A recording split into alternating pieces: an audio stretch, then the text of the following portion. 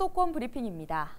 김동연 경기도지사가 전세 피해를 막기 위한 제도 개선을 국회에 제안했습니다.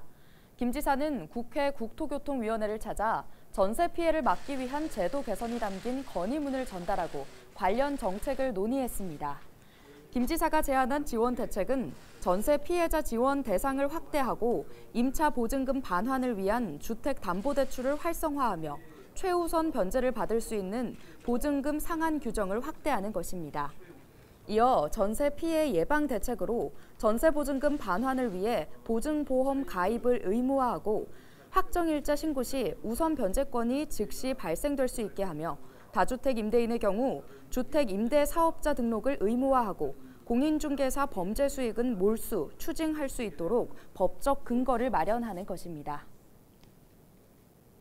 인천 지역 시민 원로들이 민선 8기 1호 공약인 제물포 르네상스 프로젝트 성공을 위해 지지 협력하기로 했습니다. 시민 원로회의 위원 35명은 15일 내항과 상상 플랫폼, 월미공원 등을 현장 방문했습니다. 이 자리에서 위원들은 제물포 르네상스 프로젝트 비전과 추진 상황을 공유하고 사업 성공을 지지했습니다. 시민 원로회의는 지난해 11월 시정 현안 사업 등 각계 원로들의 경험과 식견을 자문하기 위해 출범했습니다. 정치, 경제, 문화, 교육 등 사회 각 분야 대표 50명으로 구성됐습니다. 앞서 원로회의는 지난 3월 재외동포청 인천 설립과 제32차 아시아 태평양 경제협력체 정상회의 인천 개최 지지를 선언한 바 있습니다. 부천의 한 모텔에서 필로폰을 투약한 20대 남녀가 경찰에 붙잡혔습니다. 부천 원미경찰서는 마약류 관리에 관한 법률 위반 혐의로 20대 여성 A씨를 붙잡아 조사 중이라고 밝혔습니다. A씨는 지난 13일 오후 부천의 한 모텔에서 남자친구 B씨와 필로폰을 투약한 혐의를 받고 있습니다. 이들은 같은 날 B씨가 심장에 문제가 있다며 병원 진료를 받으면서 덜미가 잡혔습니다. 병원 측의 신고를 받고 출동한 경찰은 A씨를 경찰서로 임의 동행했으며 이후 진행한 마약 간이 시약 검사에서 양성 반응이 나오자 A씨를 긴급 체포했습니다. 경찰은 A씨와 B씨의 머리카락 등을 국립과학수사연구원에 보내 감식을 의뢰하는 한편 필로폰의 구입 경로 등을 추가로 조사할 예정입니다.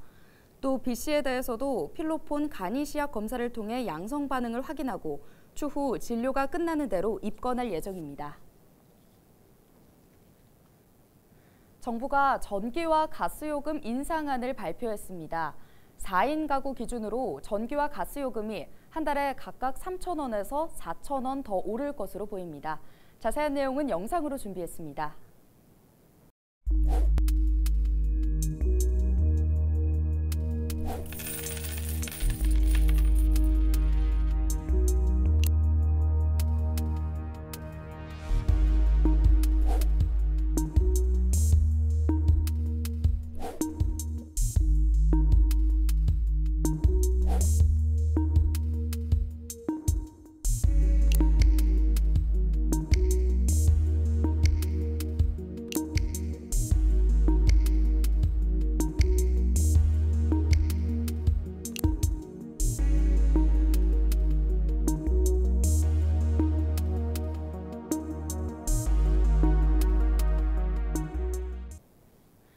인천이 유아교육과 보육관리체계 일원화 선도교육청으로 선정됐습니다.